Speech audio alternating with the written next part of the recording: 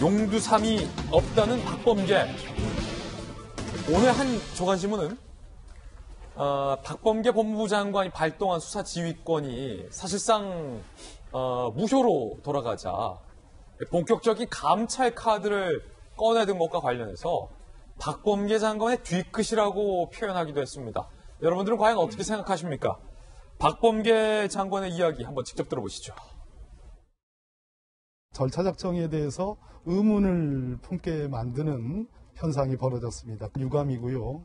제가 수용이라고 표현을 하든 수용하지 않는다라고 표현을 하든 결론이 바뀔 것 같지 않고, 조사 검사를 불렀던 거는 한동수 감찰부장도 동의를 해서 그 부장들까지 동의를 받아서 한 거다, 이렇게 입장을 발표했는데, 의심을 받고 있는 그 담당 검사를 그렇게 참여를 시키는 것 자체가 특정 언론에 그렇게 신속하게 유출된다는 것 자체도 도무지 이해가 되지 않습니다. 이 합동감찰이 용두삼이로 대충 끝나지는 않을 것입니다. 상당한 기간 동안 상당한 규모로 합동감찰을 진행할 것이고. 이재명 기자, 한 가지 궁금한 게 있습니다. 당초 박범계 법무부 장관이 검찰에서 무혐의, 불기소하기로 한 건에 대해서 수사지휘권을 발동했잖아요. 한명숙 전 총리 사건과 관련해서 검찰이 재소자에게 부당하게 위증을 강요한 것이 있는지 없는지에 대해서 수사지휘권 지시를 해서 결국은 또 불기소 결론이 나왔다는 거예요. 즉 검찰이 재소자에게 위증을 강요한 일이 없다. 그런데 왜 감찰을 하겠다는 겁니까?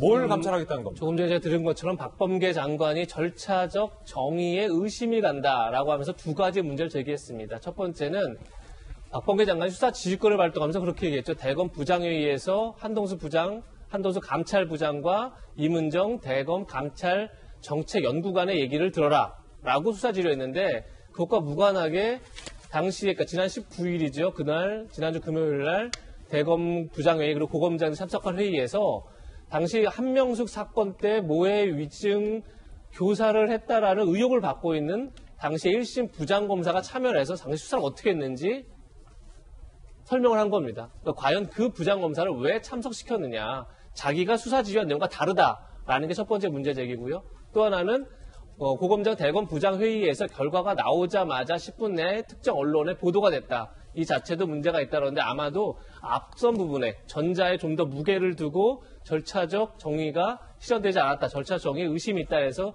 그 부분을 감찰하겠다는 거고, 또 하나가 감찰 내용에서는 이제 재소자들의 진정을 어떻게 처리하는지도 감찰하겠다는데, 사실 그 부분은 이미 지난해 4월 달에 중앙지검에서 그 한명숙 사건 관련해서 모해 위증 혐의에 대해서 1차 처음으로 이제 무혐의 처분을 했죠. 그 다음에 6월 달에 이미 검찰하고 대검에서 TF를 만들어서 앞으로 재소자들을 수사 정보를 취득한 수단으로 활용하면 안 된다. 그리고 무한 반복해서 불러도 안 된다. 그리고 영상 녹화를 반드시 해야 된다. 이런 거에 대해 이미 합의를 했었습니다. 따라서 이 부분에 대한 감찰이 큰 의미가 있는지 모르겠고, 결과적으로 많은 사람들이 특히 야권이 느낄 때는 결국 본인이 원하는 결과가 나오지 않았기 때문에 또다시 과정을 문제 삼는 게 아닌가, 이렇게 볼 여지가 있는 거죠. 그런 점에서 본인이 원하는 결과가 나올 때까지 계속 과정을 문제 삼는다면 이건 오히려 절차적 정의를 훼손하는 게 아니냐, 이렇게 지적할 수 있는 대목이 되지 않을까 싶습니다. 그렇군요. 자, 박성배 변호사님, 본인이 원하는 결과가 나오지 않았기 때문에 합동감찰을 한다라는 법조계의 불만에 대해서 이재명 기자가 얘기를 했는데, 굉장히 큰일이에요. 만약에 사실이라면. 네. 검찰이 재소자에게 위증을 강요했다면 어마어마한 일입니다. 네. 검찰개혁 필요하다라고 얘기할 수 있을 것 같아요. 그렇기 때문에 박 장관이 수사지휘권을 발동했는지도 모르겠습니다. 그런데 중요한 건 검찰이 재소자에게 위증을 강요한 일이 없다라는 결론이 재차 나왔는데, 절차적 정당성을 보겠다며 또다시 합동감찰을 지시하는 태도에 대해서 오늘 한 조간신문 앞서 말했지만 뒤끝이라고 했어요. 어떻게 보십니까? 뒤끝입니까? 아닙니까? 이 사건은 모해 위증 교사로 기소할 수가 없는 사건입니다. 모해 위증 자체가 없었기 때문이 아니라 시간이 상당히 많이 지난 상황이고 물증이 존재하는 사건이 아닙니다. 관련자들 진술뿐이고 이에 대해 반박하는 진술도 이루어져 있고, 무엇보다 한 전 총리가 유죄 선고를 받은 상황이기 때문에 모해 위증이 존재했다는 의심이 든다고 하더라도 기소 시에 유죄가 예상되는 사건이 아닙니다. 그렇군요. 검사는 기본적으로 의심스러워도 기소 시 유죄가 인정될 것 같지 않으면 기소를 하지 않습니다.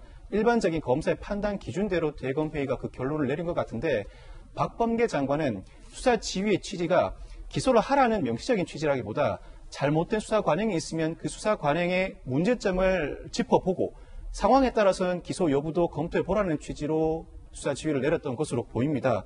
이 대검 어제 입장을 냈습니다.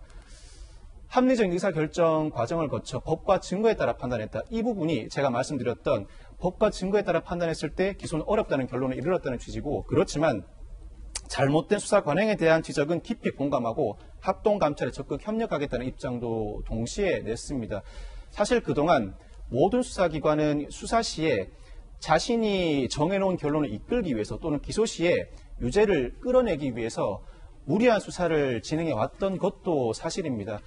이 사건 기소는 어렵다고 하더라도 혹여나 더더군다나 물증이 존재하지 않는다고 하더라도 그 과정에서 여러 관련자들에게 압박을 가한 정황이 있다면 그 사실을 밝히고 더 이상 이러한 관행은 사라져야 되겠죠. 그리고 이러한 관행이 사라진다는 것, 검찰뿐만 아니라 이제 상당 부분 수사권을 권한을 가지고 그 수사 권한을 시행하는 경찰도 마찬가지고 공수처도 마찬가지입니다. 모든 수사기관이 수사 과정에서 관련자들에게는 압박을 가할 위험성이 충분히 상존하기 때문에 이 부분에 대해서는 분명히 감찰을 통해서 사실관계를 밝히고 반면교사로 삼아야 하지 않을까 싶은 생각이 듭니다. 그렇군요. 박범계 법무장관의 감찰 지시에도 상당한 명분이 있다라는 네네. 설명이었습니다.